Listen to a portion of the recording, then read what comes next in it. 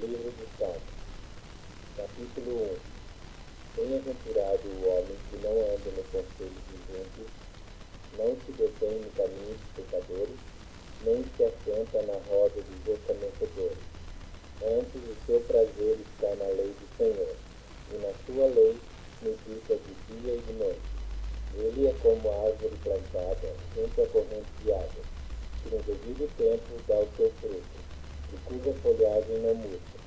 E tudo quanto ele faz será bem sucedido. Os ímpios não são assim, são, porém, como a palha que dentro dispersa. Por isso os perversos não prevalecerão no juízo, nem os pecadores na congregação dos justos. Pois o Senhor conhece o caminho dos justos, mas o caminho dos ímpios perecerá.